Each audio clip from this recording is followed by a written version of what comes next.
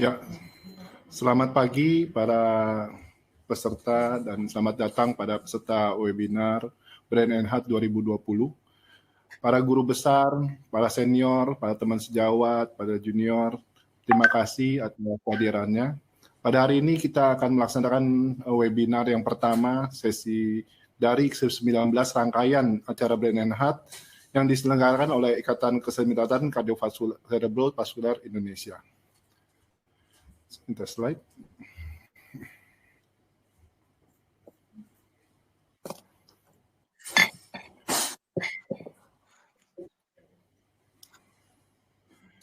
Jadi pada pagi ini webinar Brain and Heart kita mulai. Terima kasih atas kehadirannya.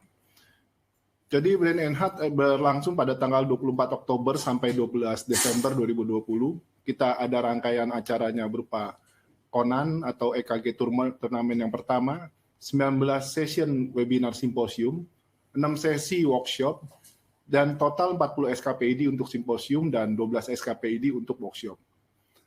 Jadi Conan udah dilaksanakan untuk babak penyisihan yang diikuti oleh beberapa mahasiswa dari universitas yang ternama, dari negeri maupun swasta, dan pada hari ini kita sudah masuk babak final, di mana akan diperlombakan oleh peserta mahasiswa dari UI, UGM, USU, dan Maranatha yang akan dilangsungkan pada tanggal 24 Oktober ini, jam 15 sampai jam 17. Jadi kalau ada yang mau nonton nanti kita akan go live melalui YouTube. Topik simposium kita beragam, ada dari coronary disease, heart failure, dan coronary intervention, tapi pada prinsip dasar simposium kali ini kita mengedepankan bahwa clinical practice, cases, applicable, sama kita ada live interaction yang bisa penanya bisa langsung live interaction pada saat ini. Untuk topik workshop juga beragam dengan pediatric electrocardiogram, pediatric echocardiogram, cardiac stress test, loss of consciousness, vertigo dan migrain, dan terakhir adalah post-stroke spasticity management yang sampai dilakukan dengan workshop yang pada skala terkecil. Kolaborasi kita punya Brain and Heart itu didamakan di kardiologi, internal medicine, dan lain-lain, neurologi, pediatrik, radiologi, clinical pathology, dan physical medicine dan rehabilitasi. Dan ini terima kasih pada sponsor kita pada webinar ini dan workshop ini. Sponsor kami adalah sebagai berikut, dan selamat datang di Brain and Heart.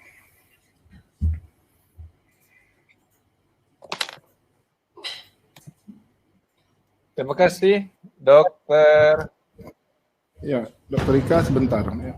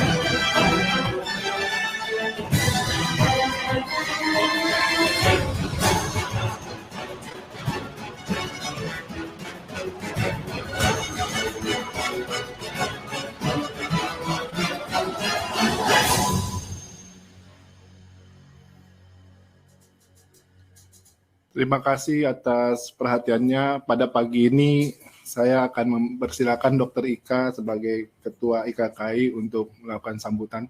Silakan Dr. Ika. Terima kasih Dr. Yudhistira. Assalamualaikum warahmatullahi wabarakatuh. Selamat pagi. Kami ucapkan para guru besar, para senior, saudara sekalian sudah hadir di acara Brain and Heart tahun 2020 yang kami langsungkan dalam bentuk webinar atau dalam bentuk online. Kami dari Ikatan Keseminatan Kardio Cerebrovaskular Indonesia yang mungkin akan berubah menjadi perkumpulan Keseminatan Kardio Cerebrovaskular Indonesia karena mengikuti peraturan pemerintah, namun kita akan menunggu hasil dari Muktamar ID. Kami menyelenggarakan Brain and Heart ini sebagai bentuk dari kepedulian IKKI atau PKKI terhadap penambahan wawasan dan keilmuan para sejawat sekalian. IKKI adalah kumpulan keseminatan yang didukung oleh beberapa perhimpunan dokter spesialis, antara lain Perhimpunan Dokter Spesialis Penyakit Dalam Indonesia atau PABDI, Ikatan Dokter Anak Indonesia atau IDAI, kemudian Perhimpunan Dokter Spesialis Saraf Indonesia atau PERDOSI, dan Perhimpunan Dokter Spesialis Rehabilitasi Medik, PERDOSRI, PDS Patklin, ya, salah satunya dulu pernah jadi bendahara IKKI, kemudian radiologi, dan kedokteran nuklir setelah para dokter umum sekalian. Dan kami, karena keseminatan yang kami naikkan ada kemampuan klinis, keilmuan para sejawat yang mengikuti atau menjadi anggota dari IKKI. Beberapa acara ilmiah yang diselenggarakan oleh IKKI atau PKKI nantinya, antara lain selain Brain and Heart yang hari ini berlangsung nanti sampai 6 minggu kemudian, atau sampai bulan Desember, adalah OHOP Kardis, yang merupakan kerjasama antara IKKI dengan Divisi Kardiologi. Kemudian kita juga memiliki pelatihan BLS, ACLS yang terakreditasi oleh American Heart Association. Kemudian kita juga akan menyelenggarakan beberapa RTD atau pelatihan khusus yang dinamakan sebagai knowledge sharing dari IKKI. Ini merupakan kerjasama dengan salah satu anggota kita yang sudah menyelenggarakan acara ini di Bandung. Mungkin dalam berikutnya kita akan mengajak para anggota IDAI atau Perdosri untuk melakukan pelatihan PALS atau NALS. Terus terang bahwa kita juga beruntung karena kita pada hari ini menyelenggarakan Brain and Heart yang pertama dalam bentuk webinar. Bentuknya juga baru, format baru juga, di mana nanti kesempatan pertanyaan langsung dari peserta bisa dilakukan dengan meminta speak, tentunya nanti setelah acara seminar selesai. Kemudian kita juga ada acara workshop dalam bentuk online, ini mungkin menarik juga untuk kita ikuti.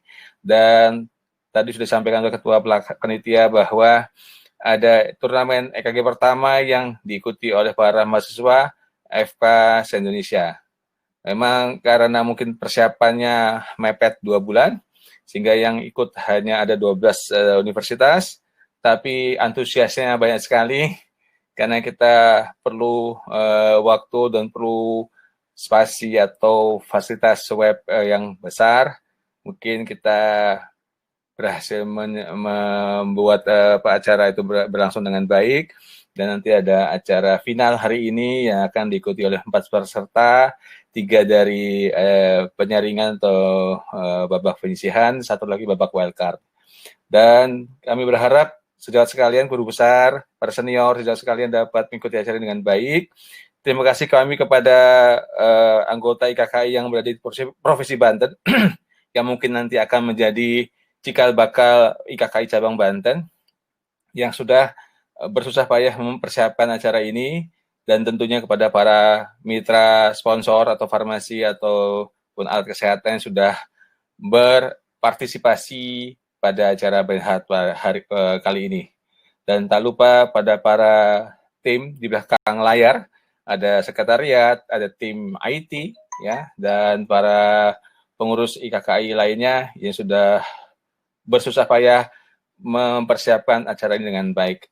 Kita berharap masukan dari para peserta untuk perbaikan acara di kemudian hari, ataupun masukan untuk hal-hal baru yang bisa kita lakukan untuk menambah pengetahuan para sejawat sekalian. Demikian, sebelum menutup acara ini, menutup kata sambutan, saya langsung membuka pertemuan Brain and Heart kali ini. Apakah langsung Dr. Yudis, apa menunggu lagi? Silakan Dok. Ya, dengan mengucapkan Bismillahirrahmanirrahim, acara Brain and Heart tahun 2020 secara webinar dan workshop webinar kami buka dengan resmi. Baik, terima kasih banyak atas perhatiannya. Billahi taufiq wal hidayah. Assalamualaikum warahmatullahi wabarakatuh. Saya kembali kepada Pak Dr. Yudis Fitira. Silakan Dr. Yudis. Terima kasih Dr. Ika. Jadi kita akan memulai webinar yang pertama kita. Kebetulan juga Dr. Ika sebagai moderator. Jadi webinar yang pertama adalah dengan tema Update of Coronary Intervention, dengan webinar kita ini disponsori oleh Boston. Silakan Dr. Ika untuk memulai webinar ini. Terima kasih Dr. Yudis. Ini acara TikTok-kan antara Ketua Pelaksana dan Ketua IKKI. Baik, Assalamualaikum warahmatullahi wabarakatuh. Selamat pagi para peserta Brain and Heart 2020. Pada hari ini kita akan melaksanakan webinar yang pertama ya dari 19 rangkaian webinar atau Brain and Heart 2020 yang diselenggarakan oleh Ikatan Ke-9 Kardio Cerebrovaskular Indonesia. Webinar kali ini yang disponsori oleh Boston ya, dengan tema Update of Coronary Intervention. Webinar akan dalam bentuk webinar Brain and Heart 2020 mengusung suatu bentuk webinar yang menarik dengan menambahkan sesi live interaction di mana 5 peserta yang beruntung memiliki kesempatan untuk bertanya langsung kepada pembicara secara live. Apabila para peserta sejawat yang hadir saat ini ingin memiliki kesempatan tersebut, silahkan tulis dulu di kolom chat dan 5 orang tersebut akan dipilih moderator. Jadi jangan sekarang mintanya, nanti setelah nulis pertanyaan dulu di kolom chat dan minta izin apakah bisa masuk untuk interaksi. Baik, untuk hari ini kita langsung saja. Ada peserta lebih kurang sudah 680 orang yang sudah hadir pada hari ini. Dan hari ini kita akan membahas 2 topik bersama speaker yang ahli di bidangnya, yang ahli di bidang intervensi, ya, yaitu adalah kita sampaikan dulu. Topik pertama mengenai percutaneous coronary intervention for CID management from A to Z.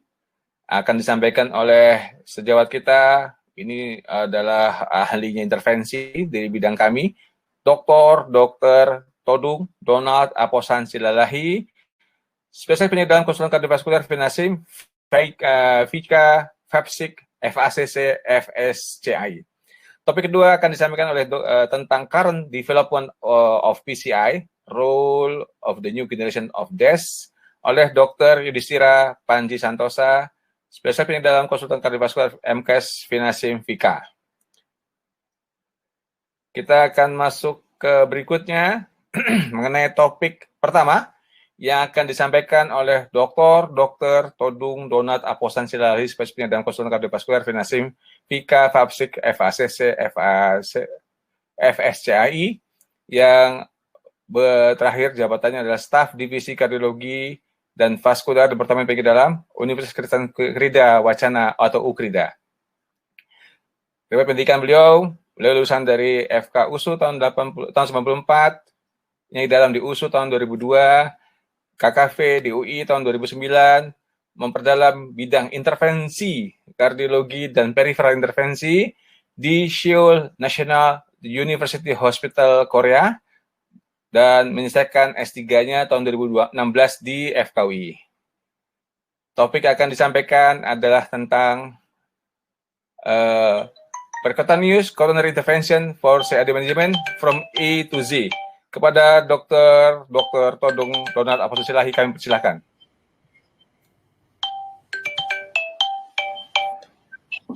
Terima kasih saya ucapkan kepada senior saya, Dr. Ika, dan ketua daripada pelaksana BNH tahun ini, Dr. Yudis. Saya diberi kesempatan pada awal simposium ini dengan judul Percutaneous Coronary Intervention for CAD from A to Z. Jadi kita kembali sebentar untuk mengingat bahwa pertama-tama sebenarnya kardiak kateterisasi itu dimulai tahun 1840, akan tetapi pertama kali dicoba pada kuda oleh Claude Bernard. Dan ini terus berkembang. Di tahun 1929, first human catheterization dilakukan oleh Werner Frossman. Dan akhirnya lahirlah coronary angioplasty yang dilakukan oleh Andreas Grunzig tahun 1977. Pertama-tama kita harus mengerti atau tentang anatomi daripada pembuluh darah arteri koroner, bahwa arteri koroner itu ada 2, satu yang ke sebelah kanan yang disebut dengan right coronary artery dan satu di sebelah kiri yang disebut left coronary artery. Yang left artery coronary dibagi 2 lagi, ada yang left anterior descending artery dan ada yang disebut left circumflex. Sedangkan penyakit jantung koroner sendiri kita sudah tahu bersama-sama itu adalah penyempitan dari pembuluh darah yang disebabkan oleh karena adanya proses aterosklerosis, di mana hal ini dapat menyebabkan kerusakan daripada otot jantung yang bisa menyebabkan infark, aritmia, dan gagal jantung. Sedangkan PCI atau disebut juga percutaneous coronary intervention itu adalah satu teknik non-surgical di mana dia dapat memberi penata laksanaan untuk kasus-kasus akut miokard infark, CTO, left main, dan penyakit koroner lainnya. Perkembangan stent itu diawali dengan adanya bare metal stent, ya. Jadi satu stent yang terbuat dari bahan stainless steel atau kobalt kromium, di mana perkembangan berikutnya ini ada yang disebut juga bare metal stent yang disalut, disebut juga drug eluting stent. di mana akhirnya yang terakhir ada stent yang disebut juga bioabsorbed vascular scaffold.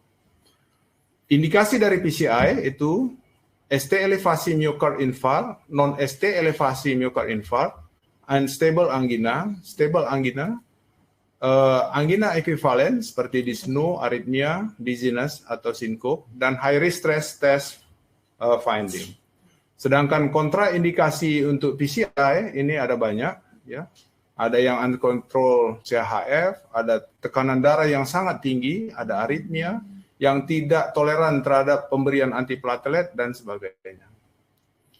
Ini adalah setting daripada ruang kateterisasi jantung, di mana kita lihat bahwa di ruang kateterisasi jantung itu ada yang disebut juga dengan operator, ada disebut juga dengan co-operator, ada scrub dan co-scrub. Jadi apabila kita bisa menemukan suatu case PCI dengan nyeri dada dan pada EKG dijumpai ada satu elevasi dan pada laboratorium kita jumpai peningkatan daripada enzim jantung, maka kita akan segera melakukan suatu yang dinamakan primary PCI. Apabila kita bekerja di suatu rumah sakit yang capable untuk melakukan PCI. Jadi jarak yang diharapkan untuk melakukan primary PCI itu sekitar di bawah 60 menit dari mulai door to reperfusi wire crossing.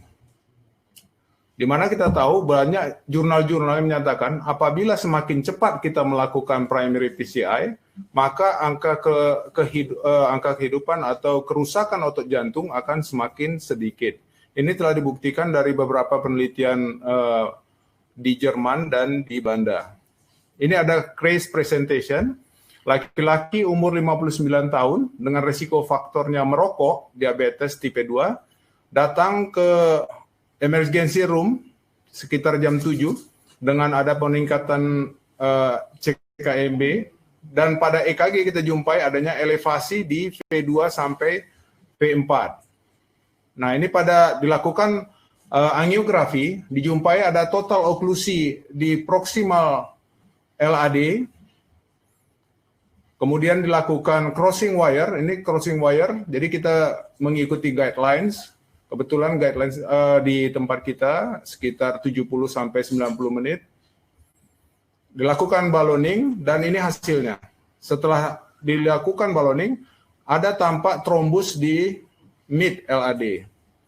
Kemudian dilakukan pemasangan stent, dan pada akhirnya kita lihat bahwa flow di left anterior descending itu sudah mencapai TIMI 3.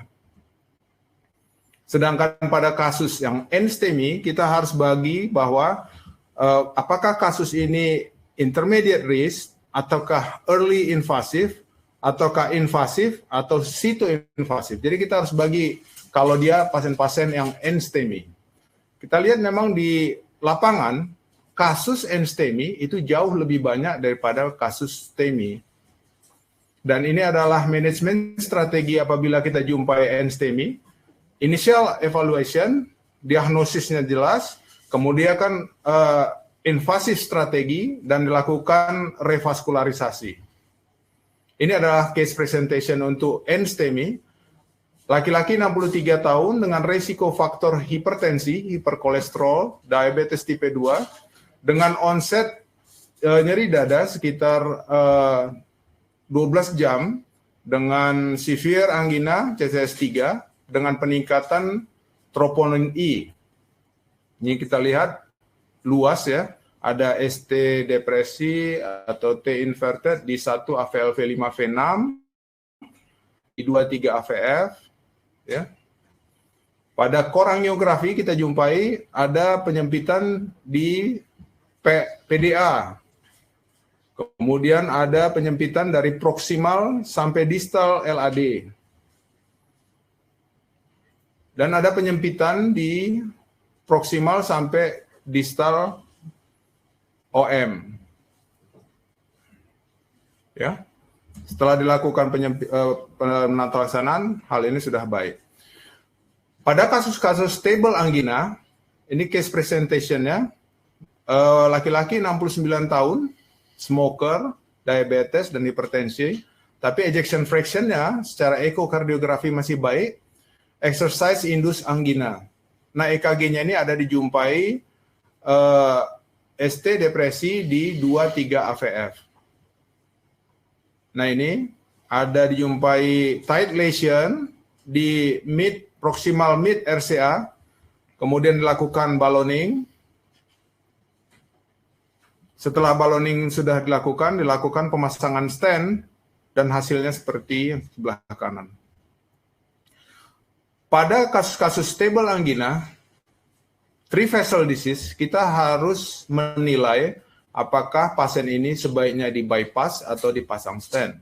Kalau syntax score-nya di bawah 22, sebaiknya pasien ini dilakukan pemasangan stent. Akan tetapi kalau syntax score lebih dari 33, seperti gambar di atas, ini syntax score-nya 54, sebaiknya pasien ini dilakukan bypass graft. Akan tetapi kalau daerah abu-abu 22 sampai 33, boleh kita lakukan PCI atau boleh kita lakukan CABG. Untuk memandu kita melakukan PCI, kita juga sekarang mempunyai alat yang namanya FFR, Fractional Flow Reserve, dan IFR. Jadi ini seperti kawat yang dimasukkan ke ujung daripada stenosis, kemudian ditarik ke proksimal dan diukur tekanan di distal dibandingkan di proksimal. Nah, apabila dapat hasilnya, kalau FFR-nya di bawah 0,6, itu dilakukan PCI. Akan tetapi kalau dia 0,6 sampai 0,9, dilakukan namanya adenosine stress. Dan apabila hasilnya FFR di bawah 0,8, dilakukan PCI juga. Nah, ini adalah guidelines yang memandu kita untuk memasang stent apabila kita menjumpai pembuluh darah yang abu-abu. Artinya abu-abu itu dipasang stent atau tidak secara angiografi. Nah, ini adalah satu alat yang lebih maju lagi. Ini namanya intravascular imaging, ya, IFUS, intra imaging with intravascular ultrasound. Jadi bisa kita masukkan langsung kameranya langsung ke arteri koroner dan kita jumpai gambaran seperti ini. Jadi kita bisa melihat langsung ke dalam pembuluh darah, ya, seperti ini. Ini adalah animasi tentang IFUS di mana kita bisa melihat ke dalam. Lihat. Jadi ini alatnya berputar 360 derajat untuk melihat langsung di dalam pembuluh darah. Kita lihat di daerah yang sangat ketat ini, kita bisa melihat dan mengukur pembuluh darah secara pasti. Jadi kita tidak hanya mengkira atau kita bisa menilai dengan nilai pasti. Sedangkan yang terbaru namanya intravascular optical coherence tomography, ini adalah alat yang 10 kali lebih terang dan lebih jelas dibandingkan IFUS. Akan tetapi juga harganya juga jauh lebih mahal. Nah, ini adalah perkembangan yang terbaru bahwa sekarang kasus-kasus Lehman itu sudah banyak dikerjakan. Banyak teknik, banyak stent yang mengklaim sangat baik di dunia intervensi yang ternyata kalau dulu itu apabila kita berhadapan dengan Lehman, kita berhadapan dengan bypass. Akan tetapi apabila zaman sekarang unprotected Lehman itu kita bisa memasang stent tanpa pasien harus di bypass. Ini adalah studi di mana pasien bertanya kepada kita, apakah pasien ini sebaiknya di bypass atau dipasang stent? Ini adalah guidelines yang memandu kita, apakah pasien ini di bypass atau dipasang stent. Ini adalah kasus seorang wanita menolak bypass, umur 78 tahun, menderita hipertensi dan hiperkolesterolemia dan obes, nyeri dada, ya, troponin I-nya meningkat. Ini EKG-nya, ya, slide like normal, hanya ada ST depresi di V3 sampai V6. Nah, ini coba perhatiin, ini adalah satu kasus di mana sangat ketat di left min ini dan ada kapur di daerah ini. Dengan kemajuan teknologi sekarang, kita berhasil membor, namanya bor, rotablator. Nah ini yang keluar masuk ini adalah kapur yang kita lakukan rotablator. Ya, kita lihat yang kiri itu kapur, yang kanan itu rotablator. Setelah bisa dimasukin stand, ini stand, kemudian kita kembangkan standnya, dan ini hasil akhirnya. Ya, jadi wanita ini 78 tahun menolak bypass, kita lakukan intervensi dengan rotablator, hasilnya sangat baik. Juga pada pasien-pasien yang multivessel disease dengan syntax score di bawah 22, kita bisa melakukan pemasangan stent. Kita lihat di sini, LCX-nya juga mau putus ya di sini. Kemudian RCA-nya juga ada gangguan di sini.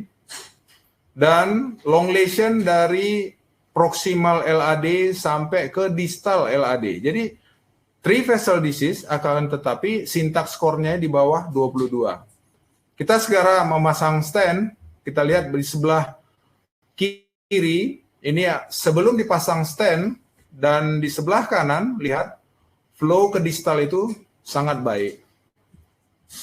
Sedangkan left anterior descending, LAD, dari proximal sampai ke distal, ya ada stenosis dari proximal sampai ke distal, dan setelah dipasang stent, 2 stent, long lesion, hasilnya seperti ini. Dulu orang menganggap makin banyak, semakin panjang stent dipasang, maka in-stent restenosis makin sering. Akan tetapi dengan kemajuan stent sekarang, mungkin hal itu tidak terjadi. Nah, sekarang ada lagi perkembangan yang namanya atherectomy. Atherectomy itu atau juga boring atau rotablator atau BER itu banyak dipakai sekarang untuk mengatasi pasien-pasien dengan yang heavy calcified, kalsifikasi yang sangat berat di pembuluh darah. Jadi apabila kita melakukan balloning, balon tidak bisa berkembang dengan baik. Oleh karena itu kita mengambil strategi yang kedua yaitu untuk melakukan rotablator. Ini adalah case laki-laki 50 tahun, risiko faktornya hipertensi, hiperkolesterolemia dengan nyeri dada, CCS 34, ya, dengan nyeri dada terutama malam hari. Akan tetapi lihat secara ekokardiografi ejection fraction-nya masih bagus, 61%. Ini hasil angiografinya, perhatiin, pada proximal sampai ke distal, ini kapurnya sangat berat.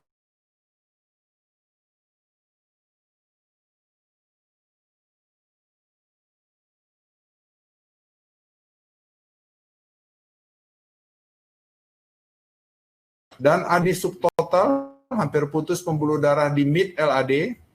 Pasien ini sebelumnya sudah pernah dicoba untuk membuka pembuluh darah yang di mid ini 2 minggu sebelum datang ke rumah sakit kami. Akan tetapi tiga balon yang dicoba untuk melewati itu, tiga-tiganya burst atau pecah. Jadi diputuskan untuk melakukan rotablator. Nah ini adalah rotablator yang pertama, lihat. Nah itu yang masuk ke dalam itu adalah bor jantung yang menembus yang subtotal oklusi yang ada kapur di mid. Nah perhatiin. Nah yang kanan ini juga rotablator yang berhasil menembus ke kanan pembuluh darah. Nah setelah berhasil, coba perhatiin, ini ada pemasangan stent pertama, ini pemasangan stent kedua, dan ini akhirnya memasang 3 stent dari proximal LAD sampai ke distal LAD, dan hasilnya sangat memuaskan. Ini juga ada case ya, yang dulu itu kalau ada yang kronik total oklusi, pasiennya harus di bypass. Akan tetapi dengan kemajuan teknologi sekarang, kemajuan wire, kemajuan alat-alat bantu, kemajuan guiding. Jadi kalau ada kasus dengan sumbat yang 100% yang disebut juga dengan chronic total occlusion, itu ternyata sekarang bisa dilakukan pemasangan stent. Ya, ini adalah case presentasi dari chronic total occlusion, di mana laki-laki 53 tahun dengan risk factor hipertensi, hiperkolesterolemia, yang sudah di bypass sekitar 2 tahun yang lalu, datang ke klinik kita, ke rumah sakit kita dengan severe angina, ya, terutamanya sewaktu melakukan exercise. Nah, ini perhatikan, ini total oklusi, maaf. Ini total oklusi di mid LAD, ya. Kemudian kita berhasil menembus total oklusinya. Jadi kawat-kawat ini kawat jantung setelah bypass 2 tahun yang lalu, akan tetapi pasiennya sekarang chest pain. Jadi kita berusaha membuka yang total oklusi di distal RCA, ya. Nah, ini pemasangan stent pertama, ini pemasangan stent kedua, dan setelah dilakukan pemasangan stent, ini hasilnya sangat memuaskan. Dan pasiennya pulang dengan tanpa chest pain, yang prosedur ini hanya dilakukan dalam tempo 1 jam. Baik, sebagai summary, sebagai conclusion-nya, bahwa sekarang ini kemajuan PCI itu ternyata dapat meningkatkan kualitas hidup dan memperpanjang kehidupan, dan dapat dilakukan pada kasus ST elevasi miokard infarct, STEMI, anginal pectoris, dan sebagainya. Untuk meng-guide kita untuk PCI, secara fisiologi, kita bisa melakukan FFR dan IFR. Sedangkan untuk imaging yang meng-guide kita untuk PCI, kita bisa menggunakan iFuse dan OCT. Dan yang terakhir, perkembangan terakhir, bahwa tidak semua case left mean, multivessel, calcified lesion, CTO, itu harus di bypass. Ternyata saat ini dengan teknologi yang sangat maju sekarang, bahwa case-case left mean, multivessel, calcified lesion, CTO itu dapat kita lakukan PCI sehingga kualitas hidup pasien lebih baik. Terima kasih.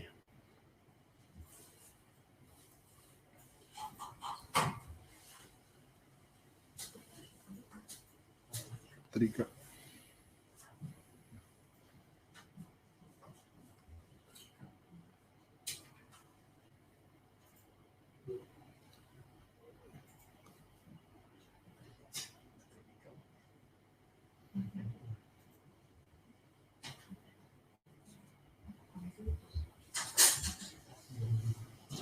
Ya.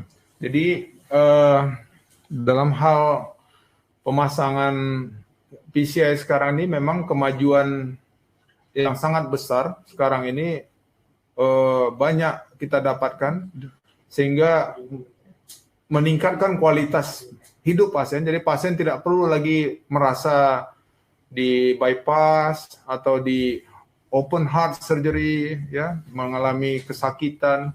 Cukup dengan radial, aksesnya dari radial, kemudian dilakukan teknik-teknik PCI yang sudah maju sekarang, ya.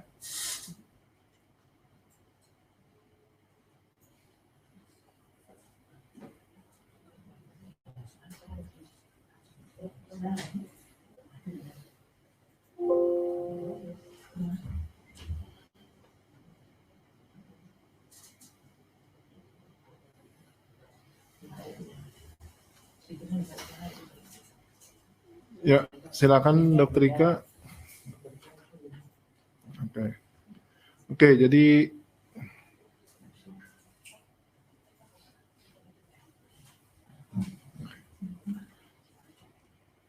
baik.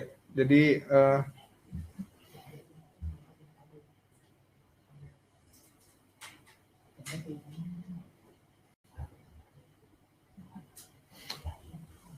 oke, terima kasih Dr. Todung. Jadi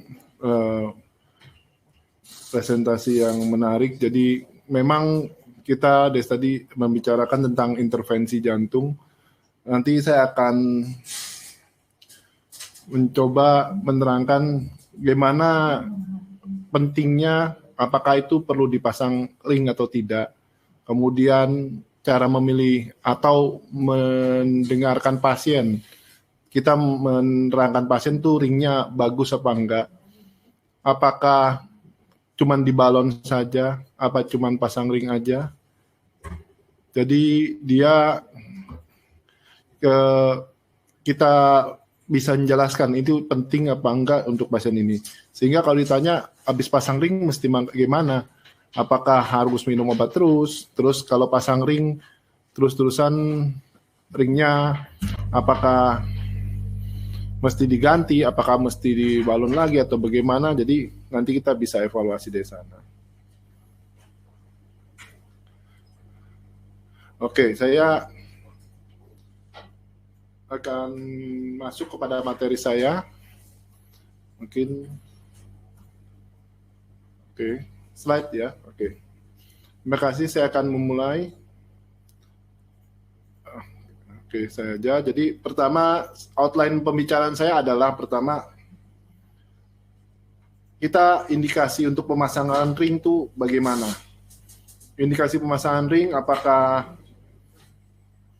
ring itu perlu dipasang apa enggak? Apa obat aja atau dengan melakukan balon saja atau bagaimana? Kemudian pasien kita, contohnya kalau misalnya pasien kita ada koroner yang kayak gini, apakah perlu pasang ring apa tidak perlu pasang ring?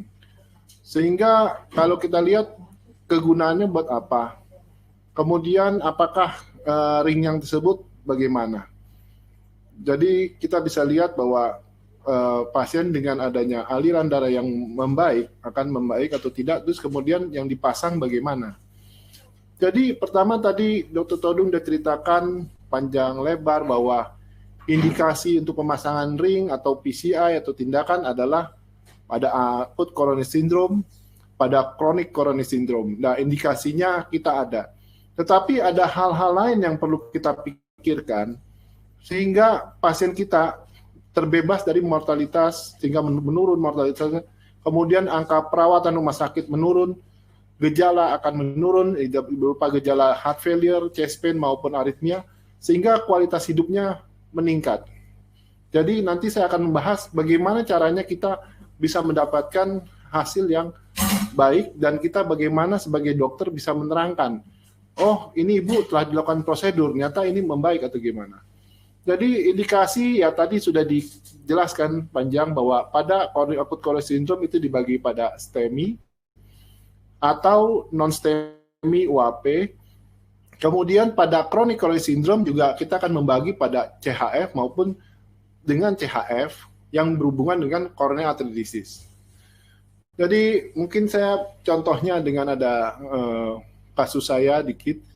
Ini pasien laki-laki umur 41 tahun, masih muda, nyeri dada 9 jam. Jadi kalau kita lihat 41 tahun kalau kita tidak tolong ya dia umur target hidup ya sekarang udah 70-80 tahun, jadi 40 tahun lagi dia hidup dengan harus symptom free, kemudian juga dia kualitas of hidupnya mesti bagus. Dia EKG-nya ada estelvasi ya sampai di EKG mesin EKG tulis akut STEMI. Kita lihat bahwa terus paru-parunya juga udah mulai edema paru. Kita lihat di sini bahwa terjadi total oklusi di left anterior descendant. Left anterior descendant, RCA juga total oklusi, tetapi left anterior descendant yang menyebabkan serangan jantung. Untuk di bypass, ya tanda kutip, karena dia ujungnya itu cuma di ujung, kecil sekali di ujung. Jadi mau nggak mau kita berupaya untuk melakukan pemasangan ring untuk pasien ini. Tetapi masalahnya adalah lesinya panjang sekali dia. Tapi umur muda kita uber semuanya itu demi kelangsungan hidup dan kualitas hidup yang baik.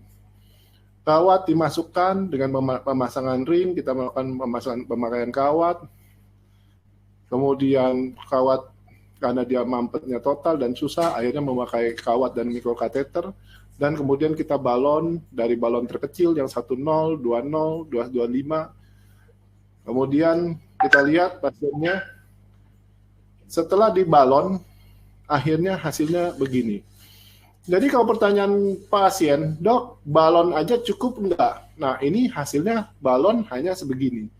Dan kalau kita lihat bahwa ini pasien terdapat trombus, akhirnya kita lakukan pemberian heparinisasi supaya lebih gampang untuk dilakukan evaluasi apakah ini trombus, apakah dia sumbat di jantung, di pembuluh darah koroner pasien tersebut.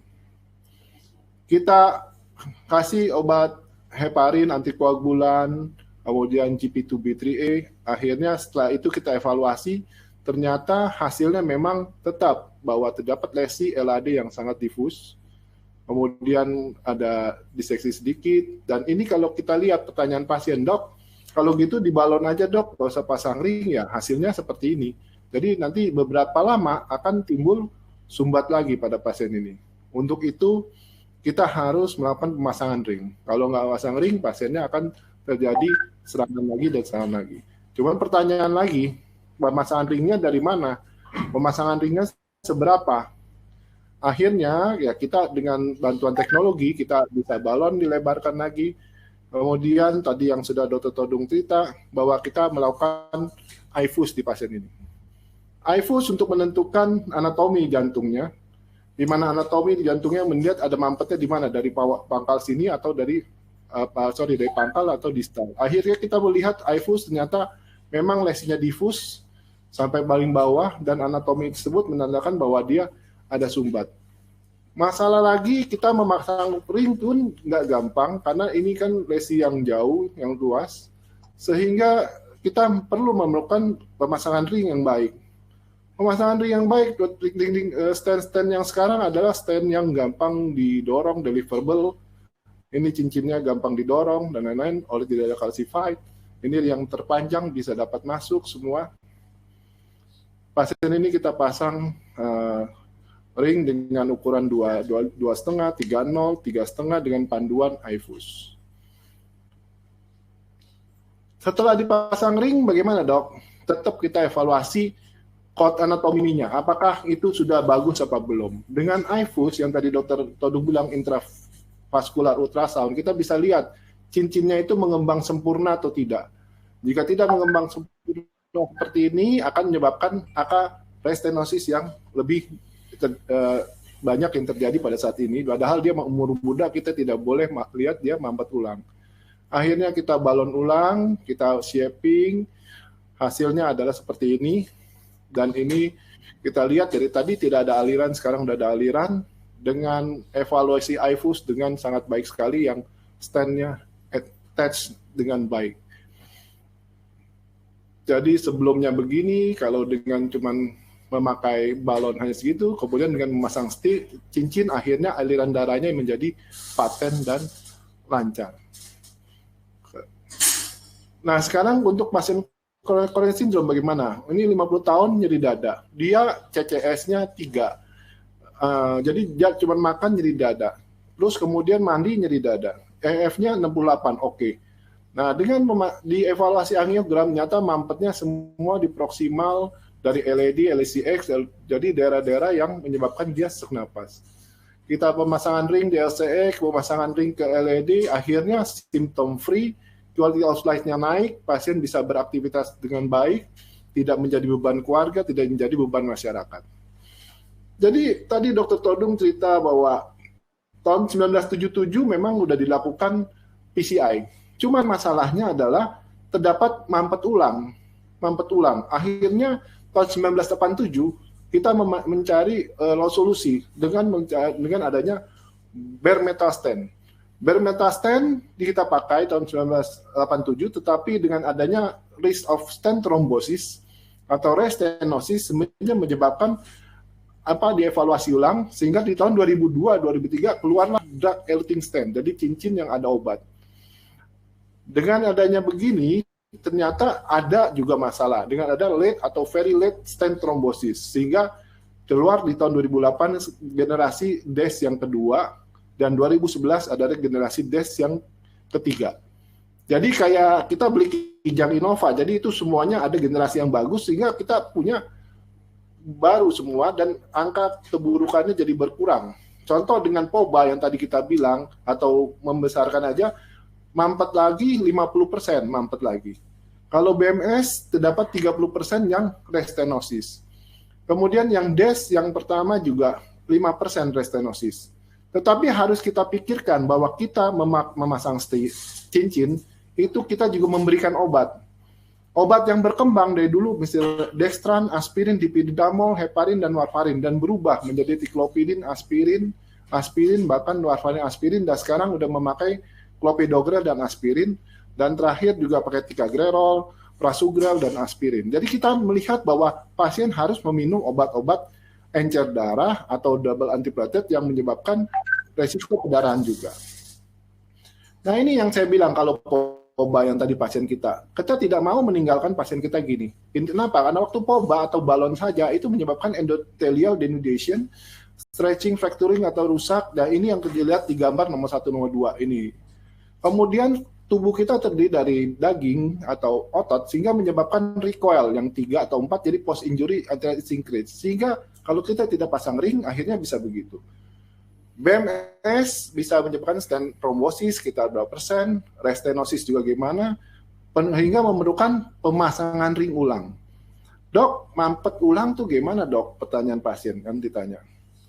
Pertanyaannya pasien adalah mampet ulang gimana adalah, jadi kalau mampet ulang seperti ini. Jadi cincin mampet lagi dia. Cincin mampet lagi akhirnya kita bekerja lagi, angka revaskularisasi lagi. Untuk itu sebelum kita memasang cincin atau kalau kita melakukan tindakan, benar-benar apa yang kita pasang itu yang baik. Sebelum kita membuat pasien kita menjadi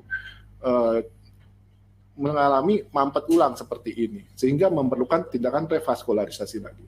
Sehingga kita kalau melihat, ngomong kasarnya kita baca produk, apa yang dipasang, apa yang mau dipasang, kita lihat ini. Ada obatnya enggak, platform stand-nya apa enggak, polimernya gimana, terus kemudian tebel stand-nya gimana, coating dari stand ya, bukan coating dari mobil ya, terus stand desainnya gimana. Kita lihat deliverability-nya tadi yang tadi gampang dipakai enggak, efikasinya gimana, safety-nya gimana. Nah, dengan ada perkembangan 1, 2, 3 dengan ininya, jadi itu obat-obatnya juga ada, sirolimus, everolimus, jadi golongan limus dan taksan. Kemudian platformnya juga dari stainless steel sampai yang terbaru dengan platinum chromium. Ya. Jadi kalau kita lihat pada ini pasien dari stand itu ada polimernya. Polimernya bisa permanen, bisa biodegradable dan polimer free. Thickness dari strap dia tebal apa tipis, coatingnya juga gimana. Kemudian stand desainnya bagaimana. Dan itu semua membuat angka mampet ulang, angka keberhasilan dari pasien kita, kemudian angka pemakaian obat apakah lebih lama apa lebih pendek. Sehingga harus kita lihat kalau dipasang tuh pasang yang mana. Apakah mohon maaf manufacturability-nya gimana, terus kemudian dia tadi safety-nya gimana, efikasinya gimana, sehingga kita harus memikirkan cincin yang dipasang tuh gimana. Dan kalau kita menerangkan pasien, oh Pak ini cincin yang dipasang udah dipasang cincinnya bagus apa enggak, sehingga Bapak memerlukan obat apa gimana. Nah, nanti saya akan terangkan sedikit. Jadi kalau kita lihat nih, first generation, second generation, third generation, sampai fourth generation.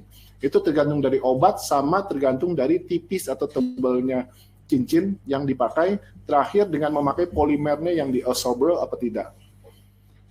Jadi, kalau kita ngomong cincin yang baru, kita harus pikirkan risiko dan kegunaan. Iskemi yang pada pasien kita yang dipikirkan atau bleeding yang kita ini. Jadi prinsip dasar gini, nanti saya terangkan bahwa benar-benar kita harus melakukan balancing dari risk and benefit dari ischemic risk maupun bleeding risk. Jadi bleeding risk akan terjadi kalau pasien-pasien kita orang tua, CKD, diabetes mellitus, terus kita memakai obat antiplatelet yang banyak. Oleh karena itu kita kalau pada pasien-pasien yang bleeding risk yang tinggi, ya memang kita akan benar-benar memikirkan perlu dipasang ring apa enggak. Kalau dipasang ring, pasang ring yang mana?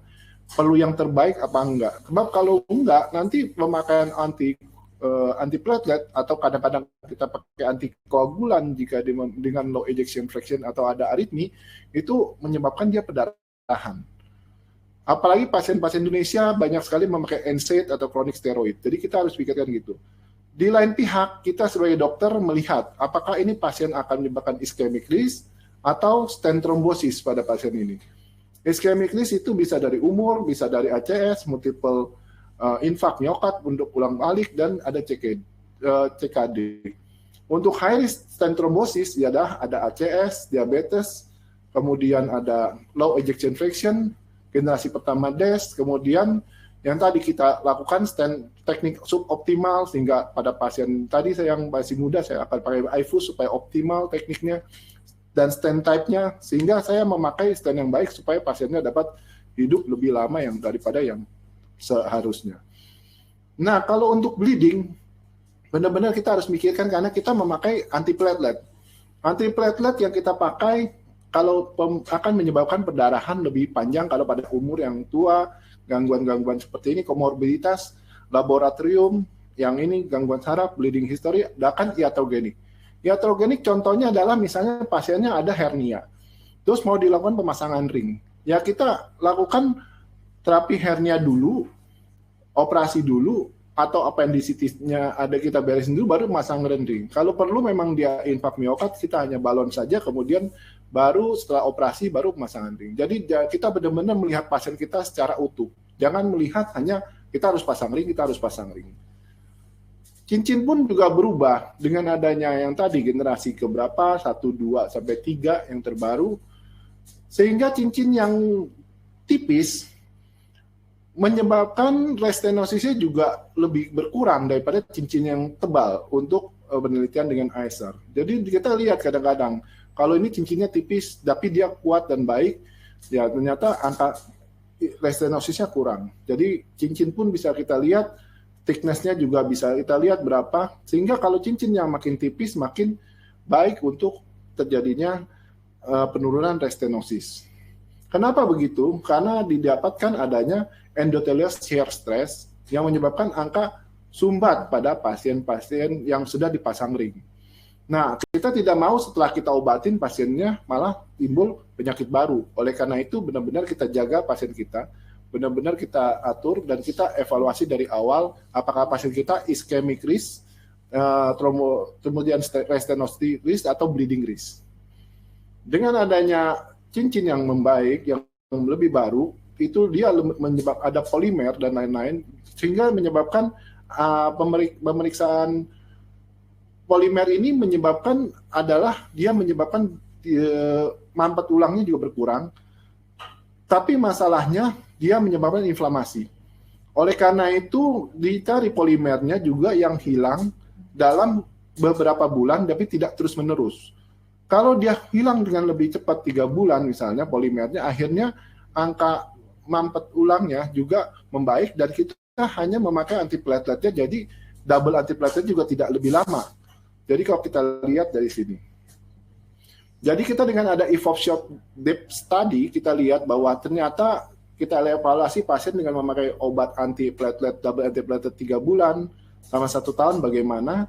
Ternyata dengan adanya pemakaian cincin yang baik, ternyata bisa dilakukan pemakaian depth study-nya itu, atau PT-nya atau double antiplatelet hanya 3 bulan. Itu non-inferiority margin-nya juga rendah, jadi untuk yang cincin yang baru dapat dipakai antiplateletnya hanya 3 bulan saja. Sehingga pembayaran juga senang dari asuransi atau hospital, dokter juga senang, nggak terlalu mikirin untuk pendarahan, pasien juga tenang, obat-obatnya juga nggak terlalu banyak jadinya. Untuk teknik juga dilihat, angel atau straightening atau cincin yang kita pasang.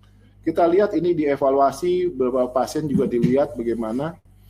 Kita lihat angelnya, kalau misalnya sudutnya juga yang sudah kita pasang, ternyata sudutnya juga nggak bagus, itu menyebabkan angka mampet ulang juga ada. Ya, jadi contoh kalau pasien ini, kalau kita pasang cincinnya cuma hanya begini, akhirnya terjadi mampet ulang. Beda dengan pasien yang pertama tadi yang saya tadi gambar, bahwa dia menyebabkan angel yang bagus atau angulus yang bagus, sehingga pasiennya untuk menjadi mampet ulang juga berkurang dibanding biasa. Jadi dengan ada cincin yang terbaru, yang bagus, menyebabkan dia seperti anatomi seperti biasa, sehingga shear stress-nya juga berkurang. Jadi kalau kita lihat bahwa shear stress-nya berkurang menyebabkan angka restenosis juga menurun. Kalau kita lihat ini stand DS juga ternyata ada penelitiannya. Kalau kita lihat ini bahwa sinergi juga menyebabkan angka restenosis yang lebih kurang daripada yang lain. Terus jadi kita harus bagaimana untuk ini?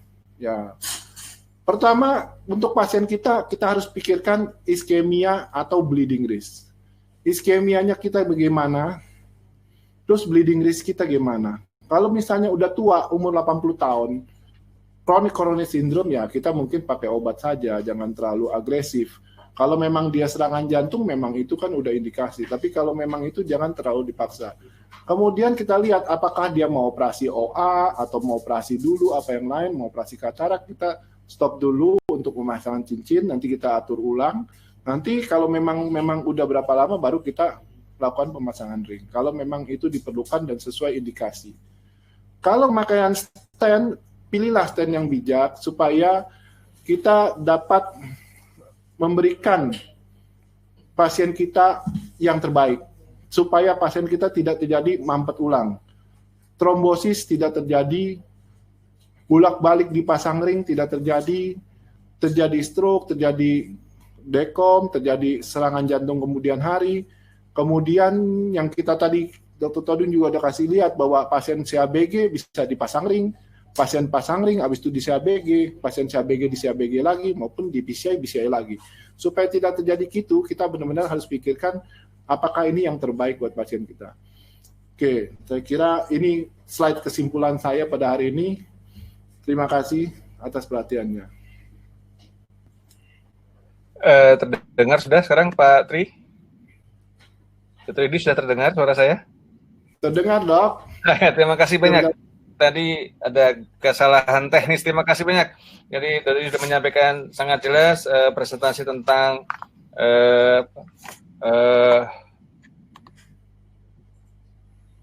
current development of PCI, role of new generation of DES.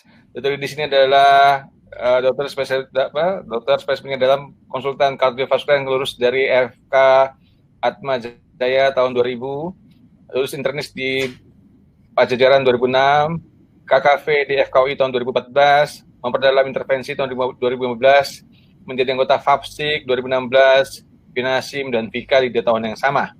Baik, kami akan membuka tanya jawab. Jadi sebelum acara tanya jawab dimulai, saya akan menyampaikan sedikit. Sertifikat dapat diunduh di website ikki.or.id. Materi berupa rekaman sesi webinar akan diunggah H+1 setelah webinar dan bisa diakses melalui website ikki.or.id. Dan nanti kita akan menyampaikan beberapa jadwal webinar berikutnya. Silakan pada sejawat sekalian yang akan bertanya, yang mau langsung interaksi, silakan menuliskan dulu namanya di dalam kolom chat. Nanti kita akan lihat apa pertanyaannya dan bagaimana mau langsung bertanya atau tidak. Saya akan coba dulu melihat kolom pertanyaan yang banyak sekali sudah ada, ya. Mungkin Dr. Todung akan mendapatkan pertanyaan pertama, Dr. Todung. Yaitu Siap, Dok. Mendari dulu. Nama saya dokter bertanya. Ada yang hilang tadi, Dr. Todung, mohon maaf ya. Apa saat pasien ada di UGD dengan kecurigaan besar mengarah ke stroke hemoragik, tetapi ini kok lain ya? Ada CT scan dan belum tahu ada penyebab stroke-nya. Saat EKG pasien mengalami STEMI juga.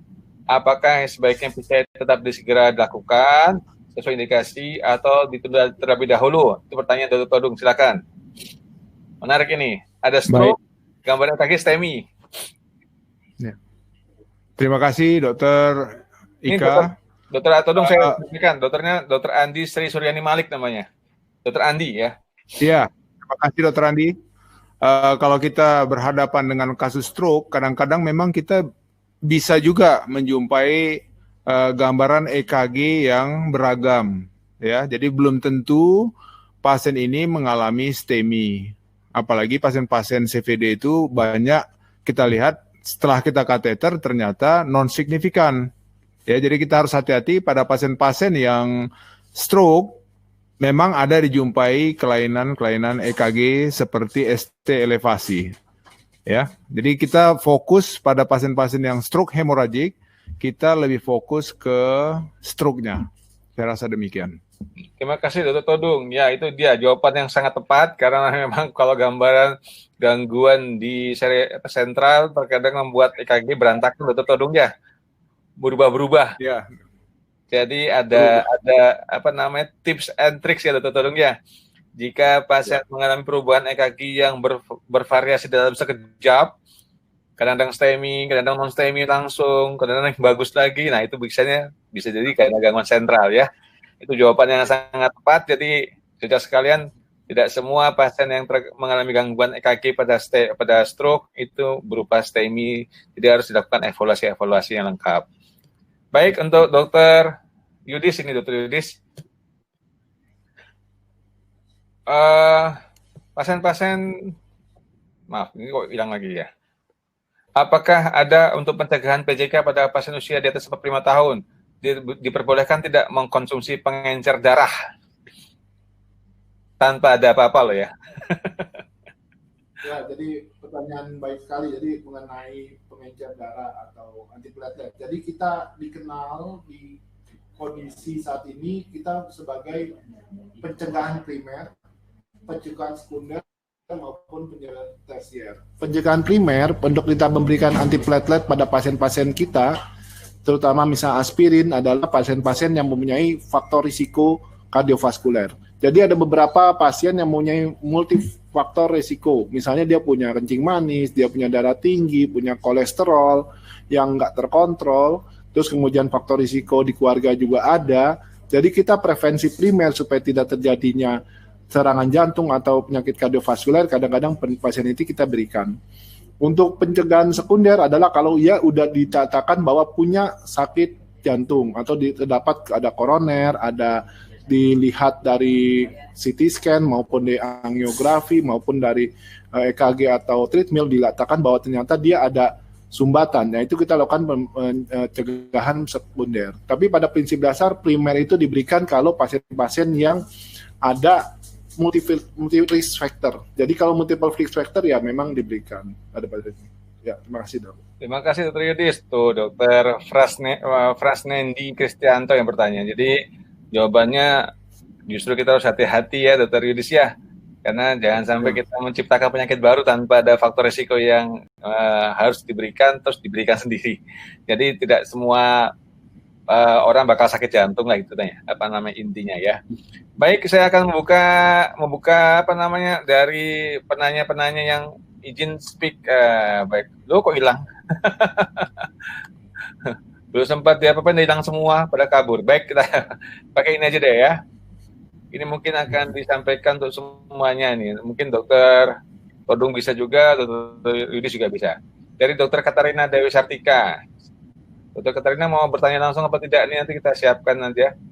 Apabila pasien memiliki riwayat AF dan sebelumnya rutin mengkonsumsi warfarin, kemudian datang dengan TCS dan indikasi menjalani PCI, apa rekomendasi antiplatelet yang diberikan pada pasien ini dan berapa lama pemberiannya? Terima kasih dokter. Silakan di antara satu keduanya nih.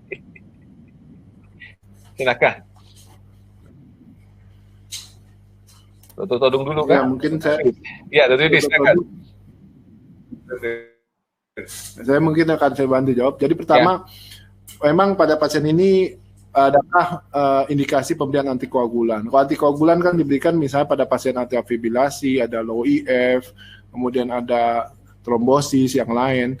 Kemudian dia melakukan ada serangan jantung. Kalau serangan jantung ya mau nggak mau double antiplatelet kita pakai. Memang untuk double antiplatelet memang untuk pasien misalnya kita pakai aspirin atau tiopiridin yang digabung seperti clopidogrel.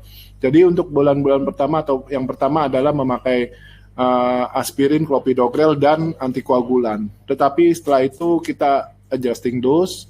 Memang untuk hal ini memang pemilihan stent yang baik yang baru menyebabkan double antiplateletnya kita bisa memakai double-nya cuma 3 bulan. Jadi 3 bulan pertama triple drug, Tapi dengan setelah 3 bulan kita hanya memakai antiplatelet single dan ditambah antikoagulan. Jadi untuk itu kita memilih yang tadi bleeding risk sama ischemic risk pada pasien kita gimana. Tapi untuk pertama kita memakai triple drug, antiplatelet double dan antikoagulan 1. Terima kasih, Dokter. Todung ada tambahan? Saya rasa demikian.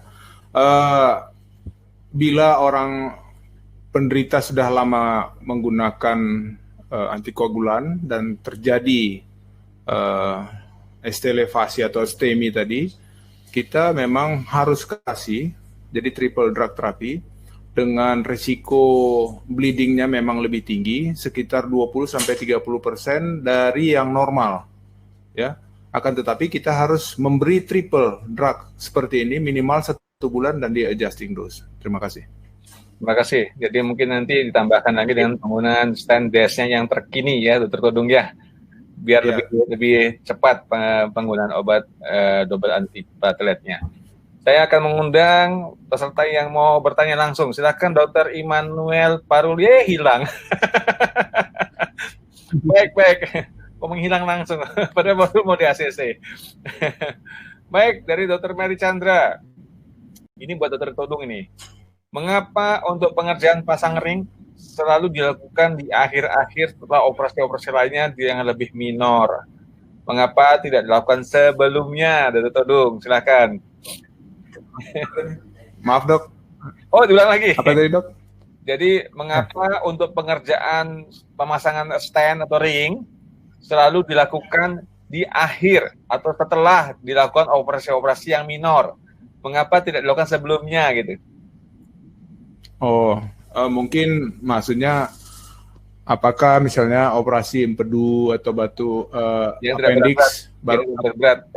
Karena ketika kita sudah memutuskan memasang stand, itu antiplateletnya minimal kita 9 bulan kita akan terus-terusan memberi antiplatelet tersebut. Jadi diduluankan yang minor dulu, yang resiko untuk serangan jantungnya lebih kecil, baru kita pasang stand.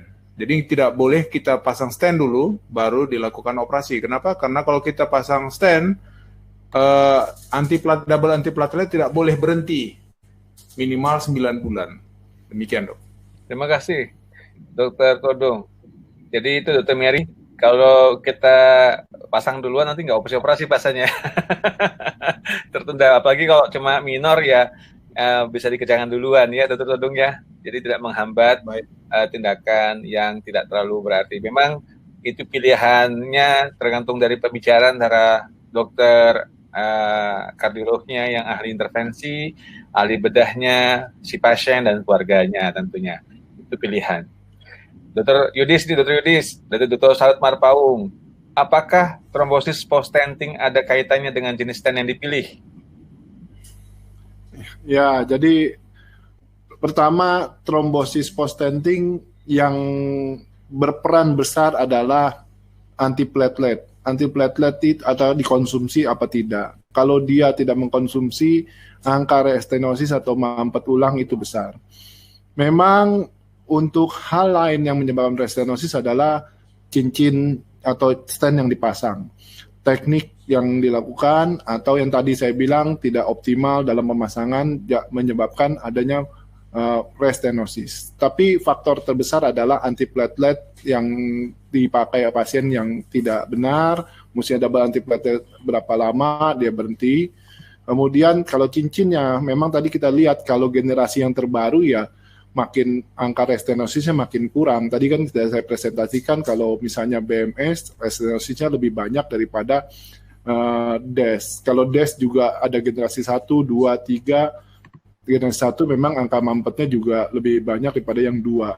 Jadi kita benar-benar kalau ditanya ke pasien ya ini cincin yang gimana, kalau ini generasi terbaru memang angka dari cincin yang mampet ulang ya lebih kurang. Tetapi tetap kita harus pastikan pasien antiplateletnya gimana, karena itu faktor terbesar untuk dilakukan pemasangan itu antiplatelet yang penting. Kalau dia berhenti, misalnya mesti dikatakan harus tahun double antiplatelet hanya minum 2 bulan, terus kemudian dia tidak minum berapa bulan akan mampet ulang.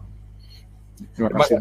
Dokter Yudis, saya akan coba mengundang Dokter Immanuel Parulian. Bisa nggak Dokter Immanuel Parulian buka video atau kita buka minta ajukan ke pertanyaan langsung Dokter Immanuel. Nah, biar kita bisa diskusi langsung dengan Dokter Todung nanti tentang pertanyaannya Dokter Immanuel Parulian. Dokter Immanuel, saya undang nanti untuk permintaan izin speak. Silakan dipencet itunya permintaannya. Dokter ya, saya tunggu ya Dok. Baik, sebelumnya akan saya tanyakan berikutnya lagi untuk Dokter Todung. Ini ada pertanyaan sangat bagus Dokter Todung. Apakah semua pasien yang akan di PCI wajib menggunakan iFus atau pada kasus-kasus tertentu saja? Demikian. Terima kasih. Ini adalah satu yang harus dilakukan. Karena apa? Karena kita memang harus melakukan yang namanya PCI yang berkualitas, kualitas PCI namanya. Jadi kita kualitas PCI itu kadang-kadang eyeball saja untuk melihat angiografi itu belum tentu bisa melihat stent itu well opposed atau lengket ke dinding itu dengan baik atau tidak. Seperti yang ditulis tadi pada iFus itu, untuk melihat stent itu lengket pada dinding pembuluh darah itu sebaiknya dilakukan iFus. Jadi kalau memang secara yang benar itu memang pasien harus di iFus dulu, diukur pembuluh darahnya, kemudian dilakukan pemasangan stent, kemudian dilakukan iFus ulang. Jadi setelah dipasang stent pun kita harus melihat stent yang kita pasang itu benar atau tidak, lengket ke pembuluh darah atau tidak. Jadi bisa dilihat dengan iFus. Jadi intinya pertanyaannya, apakah pasien semua di iFus? Kalau yang benar itu memang harus semua di iFus. Persoalannya sekarang itu iFusnya harganya itu juga cukup mahal. Jadi semua pasien itu mungkin ada beberapa keterbatasan, makanya kita tidak meng-iFus semua pasien. Demikian dok, terima kasih. Ya, mungkin dokter bisa menambahkan juga atau biasanya pada pasien-pasien yang khusus dengan complete total occlusion ya, atau melibatkan Levin. Bagaimana dokter Todung itu yang LAD, yang apa segala macam? Jadi kalau iFus itu memang yang paling penting untuk melihat vessel diameter, terutama di left min. Kemudian kalau ada chronic total occlusion, kita bisa tahu kita masuk ke jalur yang benar ataukah kita masuk ke jalur yang salah. Kita bisa lihat di iFus tadi, ya. Jadi di pembuluh darah itu kita bisa lihat persis, karena proksimal daripada pembuluh darah itu sangat penting untuk kita benar-benar memasang stent berapa ukuran yang sebenarnya dari pembuluh darah itu. Seperti left min itu kita bisa tahu, kadang-kadang secara eyeball kita hanya melihat pembuluh darah itu hanya 3,5, pada dasarnya kita ketika lihat pembuluh darah itu ke dalam, dia bisa sekitar 4,2 atau 4,3. Saya rasa demikian. Ya, jadi saat harus tahu juga bahwa stent itu dianjurkan dipasang menempel ke dinding pembuluh darah itu Todung ya. Jangan sampai ada celah di antara stent dengan dinding pembuluh darah, itu akan merangsang timbulnya trombosis baru katanya gitu. Ada tambahan lagi Dr. Todung? Saya rasa cukup dok. Oh ya, baik. Saya akan Dr. Immanuel Parulian tidak mau diajak untuk diajak untuk buka-bukaan video, tapi nggak apa. Baik, kita masuk ke Dr. Immanuel Parulian nih. Dr. Todung ini. Pertanyaannya bagus banget Dr. Todung. Setelah diketahui kemajuan teknologi untuk PCI seperti ini, jadi apa indikasi dilakukan PCI ABG? Ayo Dr. Todung, yang Dr. Todung tadi, bukan Yudis. Jadi memang kita orang intervensi yang melakukan PCI ini sekarang ini di penyakit dalam lagi giat-giatnya untuk meningkatkan kemampuan kita untuk memberi pelayanan yang terbaik pada pasien. Kadang-kadang seperti indikasi CABG pada pasien yang itu tadi, memang kita harus menilai juga syntax score, apakah pasiennya ada diabetes. Kita juga harus fair, kalau memang pasiennya diabetes, memang saat sekarang ini lebih baik pasiennya di bypass daripada dipasang stent. Karena instant restenosisnya memang masih tinggi pada pasien-pasien diabetes. Jadi kita memang mesti fair menyatakan. Tapi kalau memang pasiennya tidak ada menderita diabetes dan tidak ada pembuluh darahnya yang kecil-kecil, pembuluh darah pasiennya ternyata besar-besar, ya yang seperti tadi, kemungkinan bypass itu akan menurun drastis. Apalagi teknik-teknik CTO, teknik left min, itu sangat berkembang sekarang. Dengan adanya stent-stent sinergi yang tadi disebut dokter Yudis, itu instant restenosisnya sangat-sangat rendah.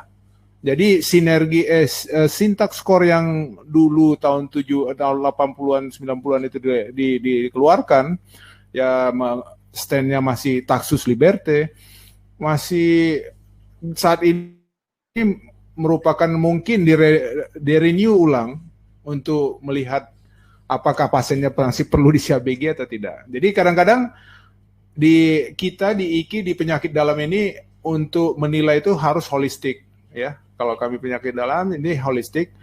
Kalau dia memang betul diabetes, itu pilihan kita memang masih CABG. Saya rasa demikian, Dr. Rika. Ya, terima kasih Dr. Jadi memang kalau Gaten menyebutkan jika ada faktor risiko seperti DM ataupun left main masih mungkin. Left main termasuk yang proksimal LAD, Dr. Todung ya. Jadi bagian dari BCABG masih pilihan, tapi memang itu tergantung dari ketersediaan alat dan sebagainya. Karena kalau udah masuk left main wajib iFuse ya, harus pakai iFuse ya. Baik, ini untuk berikutnya ada pertanyaan yang sangat bagus Jagi ini dari yang lainnya. Jika pasien sudah dipasang stent, terus trombus lagi atau penyempitan lagi, apakah masih bisa dipasang stent lagi? Silakan, Dr. Todung apa Dr. Yudis? Pasien sudah pasang stent, sumbatan lagi, apakah dipasang stent lagi?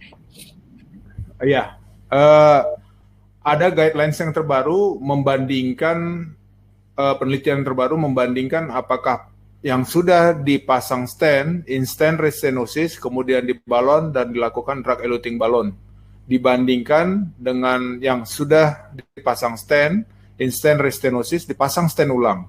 Ternyata penelitian yang terbaru ini lebih baik dipasang stent daripada dibuat drug eluting balon. Jadi pertanyaan tadi, apakah boleh stent on stent? Jawabannya boleh. Dan hasilnya lebih baik daripada hanya dibuat drug eluting balon. Terima kasih. Terima kasih Dr. Todung.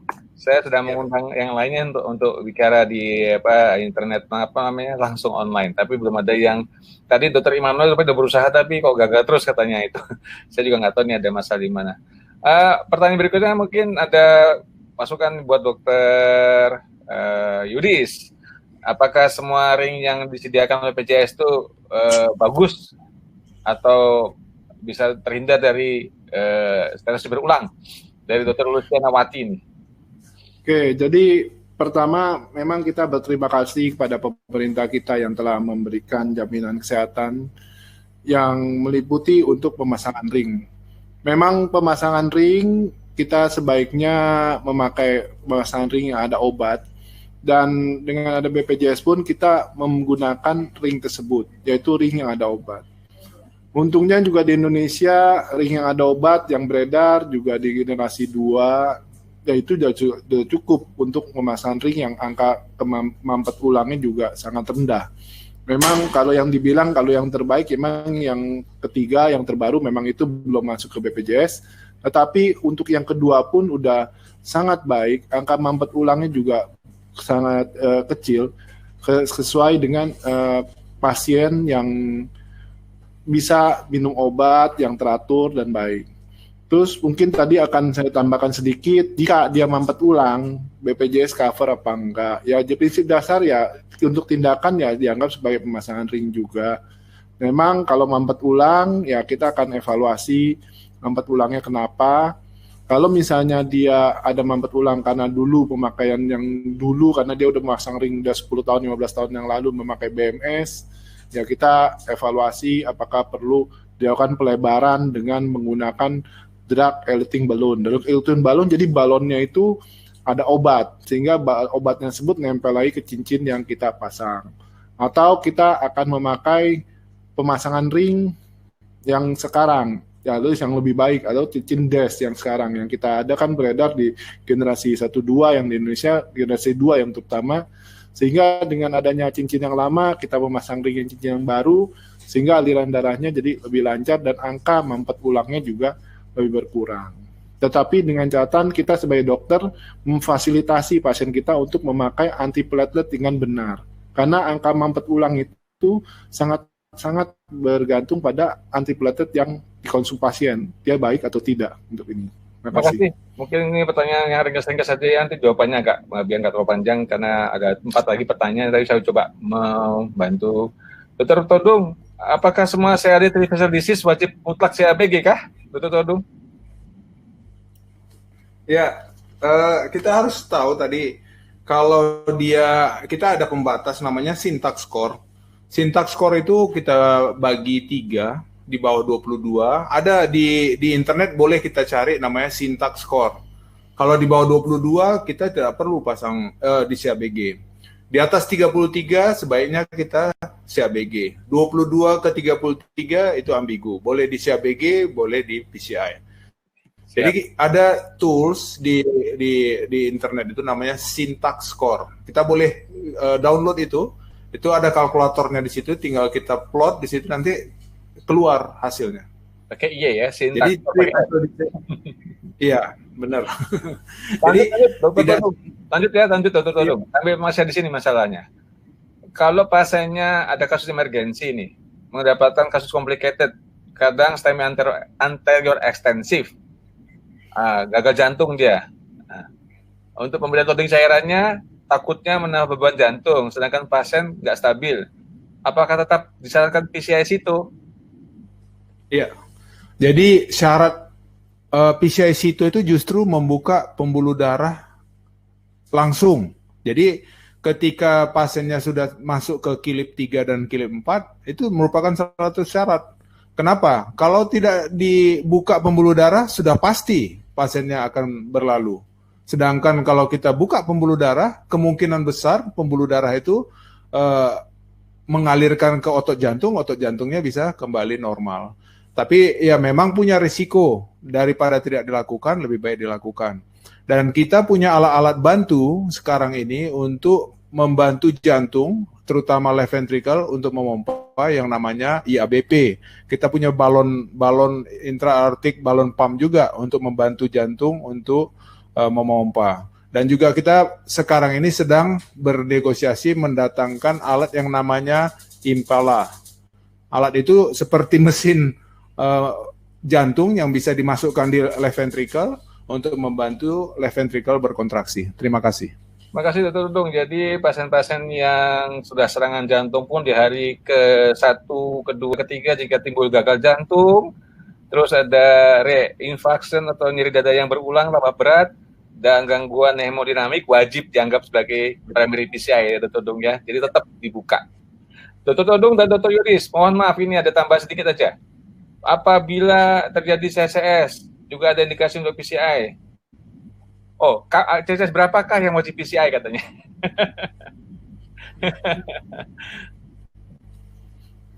Ya mungkin saya bantu jawab dok. Ya. Chronic heart syndrome. Dokter Yudi, saya yang kedua mirip nih. Post bypass. Ya, jadi Dr. Yudi, sekali lagi CCS berapa? Kemudian post bypass, apakah bisa dilakukan pembukaan lagi usia 75 tahun? Silakan. Biar sekalian. Jadi pertama kalau dikatakan di guideline bahwa CCS 3, 4 itu memang indikasi untuk dilakukan evaluasi core angiogram. CCS 3 dan 4. Terus kemudian kita evaluasi perfusi dari koronernya bagaimana. Terus yang mampetnya memang lebih tinggi, apalagi 90% ke atas itu perlu dipasang ring. Terus kalau untuk bypass, memang kalau bypass terus kemudian dia ada akut coronary syndrome, ya memang mau nggak mau dilakukan kateter, kemudian pasang ring. Kalau misalnya bypass, kemudian ada CCS-nya angina pectoris, keadaan cardiac score-nya 3-4, ya kita evaluasi koronernya gimana. Apa kalau perlu dipasang enggak. Jadi prinsip dasar mau bypass sama belum bypass, kalau ada indikasi angina yang lebih CCS 3 dan 4, kemudian ada menyebabkan CAD yang menyebabkan dekom cordis, ya kita evaluasi angiogramnya. Ya itu aja, Dok. Dr. Yudis, ini ada pertanyaan tambahan lagi. Yang COVID bagaimana yang COVID? Katanya gini. Oke, menarik ya. COVID gimana? Kalau COVID kita evaluasi COVID-nya itu pertama ACS apa enggak. Kalau dia memang benar-benar akut coronary syndrome, kita evaluasi STEMI atau tidak. Atau yang non-STEMI dengan hemodinamik tidak stabil atau tidak. Kalau dia STEMI, kemudian atau non-STEMI dengan hemodinamik tidak stabil, kemudian tempat yang melakukan kateter atau pemasangan ring itu memang available dengan tekanan negatif dan tim yang memakai APD level 3, silakan dilakukan. Tetapi kalau tidak, kita lakukan trombolitik. Ya, jadi kami juga untuk intervensi juga beberapa pasien STEMI dengan COVID juga kita melakukan dengan catatan proteksi APD dan tekanan negatif pada cath lab kita lakukan juga. Termasuk ruang pendukungnya ya. Baik, ya. Dr. Todung, ini ada pertanyaan bagus banget Dr. Tambu Bolon. Apakah STEMI anterior ya, P1/4 late onset hari ketiga dengan COVID? Oh, itu sudah ya, tadi sudah jawab ya. Kemudian apakah pilihan antitrombolitik pada pasien pose ABG dengan penggunaan aspirasi 15 tahun bisa mengalami ACS berulang? Kenapa tidak? Apakah pasien pose ABG dengan menggunakan antitrombolitik 15 tahun bisa ACS berulang? Oh, bisa, Dok. Satu. Yang kedua, mohon penjelasan singkat. Bila misalnya terjadi komplikasi perforasi atau tamponade, apa yang sebaiknya dilakukan oleh dokternya? Kalau pada PCI itu banyak ya. Kalau komplikasi yang terjadi karena perforasi, tamponade. Perforasi itu kita ada namanya cover stent. Cover stent itu apabila ada kebocoran yang terjadi akibat balon atau pemasangan stent, kita ada stent yang ada covernya. Ya, ada seperti baju di dalamnya. Jadi kita masukin stent itu ke daerah yang kita anggap bocor, kita kembangkan, dan di situ akan menutup atau mengcover perforasi. Kalau dia tamponade, dia mengganggu hemodinamik, kita harus keluarkan. Kalau lebih dari 15 mm secara ekokardiografi pada posterior wall, kita harus keluarkan. Ya, kita fungsi perikard, kita keluarkan cairan efusi perikard tersebut. Terima kasih, Dok. Terima kasih, Dr. Todung. Kayaknya sudah berakhir acara kita hari ini, sudah 11.30 ya. Nanti saya bisa dimarahi sama panitia karena melewati masa-masa pembayaran nanti. Baik, sangat menarik sekali pertemuan hari ini. Ya, kita belajar banyak mengenai apa sih sebenarnya itu tindakan PCI, Dr. Todung, A to Z, apa saja persiapannya, apa saja yang dilakukan, apalagi obat-obatan digunakan, apa stent yang digunakan. Dr. Yudi sudah menjelaskan stent apa yang sebaiknya yang dipakai. Hampir semua stentnya ada di Indonesia, yang dari yang termurah sampai yang termahal, tetapi di BPJS memang tergantung rumah sakit yang menyediakan, karena pembelian oleh rumah sakit. Namun beberapa rumah sakit negeri bersatu untuk membeli stentnya dengan harga yang layak, dan semua sama yang terbaik. Jadi sangat bagus, tidak ada yang murah-murahan gitu ya. Dan semuanya DES. Yang di swasta juga tergantung dari kondisi masing-masing. Kita berharap semua sama dan tidak ada perubahan. Dan diharapkan dengan selesainya mengikuti acara ini, sejauh sekalian bisa mengerti apa itu tindakan PCI, kapan dilakukannya, obat stent apa yang dipakai, dan manfaatnya, serta obat-obatan yang digunakan. Baik, kita akan nanti bertemu lagi di webinar berikutnya pada pukul 12.30 hari ini, Sabtu 24 Oktober, yang akan membawakan judul, maaf, saya buka slide saya, ya,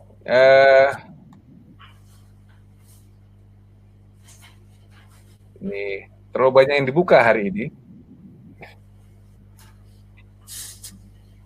Ya, nanti jam 12.30 akan komprehensif kalau tidak salah.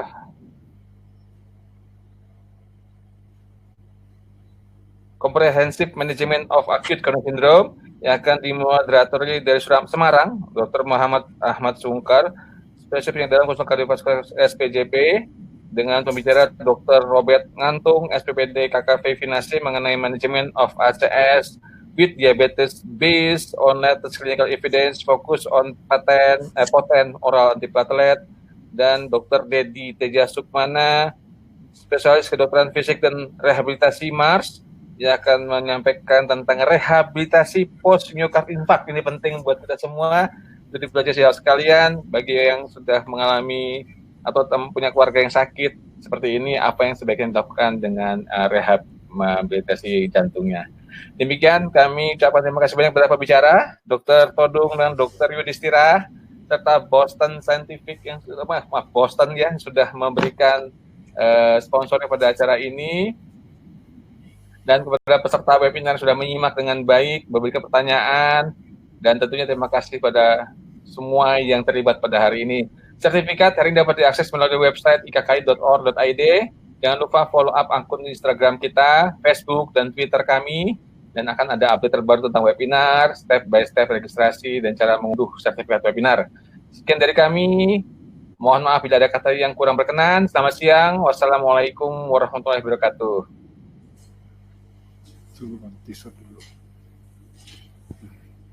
Tetap sehat semuanya. Amin. Stay safe, stay di setengah segala macam 3M.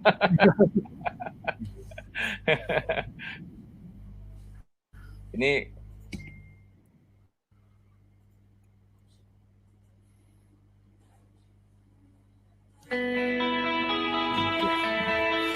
Mantap.